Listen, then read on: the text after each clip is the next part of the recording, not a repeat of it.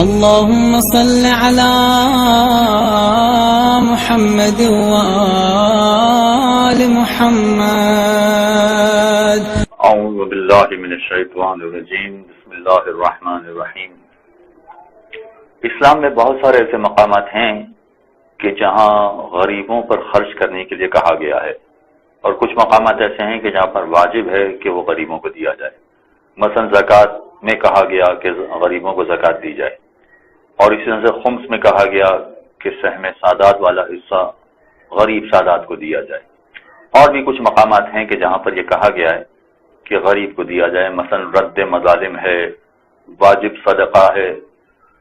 ایسے بہت سارے عنوانات ہیں کہ جہاں پر یہ کہا جاتا ہے کہ آپ غریب کو یہ والی رقم ادا کریں، یہ مال غریب کو ادا کریں.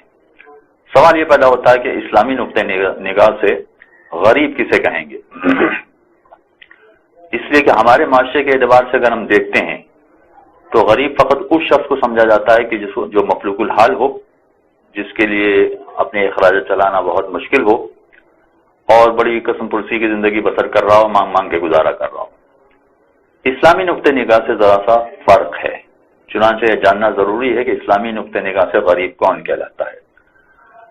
غریب وہ شخص ہے، ہر وہ شخص ہے کہ جس کے اخراجات اس کی آمدنی سے زیادہ ہوں. اس کا مطلب یہ ہوا کہ اگر کسی کی آمدنی 5,000 روپے ہے مگر اس کے اخراجات 6,000 روپے ہیں تو یہ شخص غریب ہے. لیکن فقط یہی شخص غریب نہیں ہے، بلکہ اگر کسی کی آمدنی 50,000 روپے ہے اور اس کے اخراجات 60,000 روپے ہیں تو یہ شخص بھی غریب ہے. باوجود اس کے کہ اس کی آمدنی 50,000 روپے ہے مگر اس کے باوجود یہ غریب ہے، اس لیے کہ اس کے اخراجات چلانے کے لیے اسے 60,000 روپے کی ضرورت ہے. اگر کوئی اعتراض کرے کہ صاحب پھر تو ہر آدمی اپنے اخراجات بڑھا لے گا اور غریب بن جائے گا، یہ ایسا وہی کرے گا کہ جو کم ظرف قسم کا آدمی ہوگا، پست قسم کا آدمی ہوگا، وہ یہ کام کرے گا. اور پھر یہ کہ کوئی ضروری تو نہیں ہے کہ ہر ماہ اسے کوئی نہ کوئی امداد کرنے والا مل جائے. لہذا عام طور پر لوگوں کا طریقہ کار یہ ہوتا ہے کہ جتنی آمدنی ہوتی ہے اتنے اخراجات رکھتے ہیں، اس سے زیادہ اخراجات نہیں رکھتے. لہذا اگر اس کی آمدنی اس کے اخراجات کے برابر ہے تو وہ غریب نہیں ہے، لیکن اگر اس کی آمدنی اس کے اخراجات سے کم ہے تو یہ غریب ہے.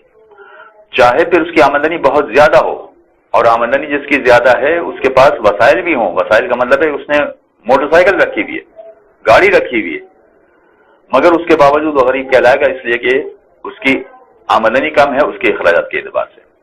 ہم اگر یہ بات پیش نظر رکھنا ضروری ہے کہ جب ہم یہ کہہ رہے ہیں کہ آمدنی 5,000 روپے، اخراجات 6,000 روپے ہیں، یا آمدنی 50,000 روپے ہے، اخراجات 60,000 روپے ہیں، تو یہ فقط 10,000 کی حد تک غریب ہے. یعنی اگر ہم اس کو زکوٰۃ کی رقم دینا چاہیں، خمس کی رقم دینا چاہیں، کسی اور مد میں رقم دینا چاہیں جو اسلام نے واجب کہی ہے، تو 10,000 تک اس کی مدد کر سکتے ہیں، اس سے زیادہ اس کی مدد نہیں کر سکتے. اس لیے کہ جب 10,000 اس کے پاس آ جائیں گے تو وہ غریب نہیں رہے گا، اور غریب نہیں رہے گا تو غریب والا حصہ اس کو نہیں دیا جا سکتا ہے. لہذا یہ بات پیش نظر رکھنا ضروری ہے کہ اگر کسی سادات کی مدد کی جا رہی ہے تو فقط اتنی مدد کی جائے کہ جتنی اس کی ضرورت ہے. اگر فرض کیجئے کہ سید ہے، آمدنی 50,000 ہے، اس کے اخراجات 60,000 ہیں، تو ہم 10,000 کی مدد اس کو کر سکتے ہیں. لیکن یہ بھی ہو سکتا ہے کہ اتفاقی اس کو ضرورت پڑ جائے، بیٹی کی شادی کرنی ہے، گھر میں علاج کی ضرورت پیش آ گئی ہے، یا کوئی اور مسئلہ ایسا پیش آ گیا ہے تو جس کی وجہ سے اس کو 4 لاکھ 5 لاکھ روپے کی ضرورت پڑ گئی ہے، تو ایسی صورت میں وہ عارضی طور پر 4 لاکھ روپے کا غریب کہلائے گا. لہذا اگر ہم 4 لاکھ روپے 5 لاکھ روپے کی بھی مدد کرنا چاہیں تو کوئی حرج نہیں ہے. وصلی اللہ علی محمد وآلہ. اللهم صل على محمد وآل محمد.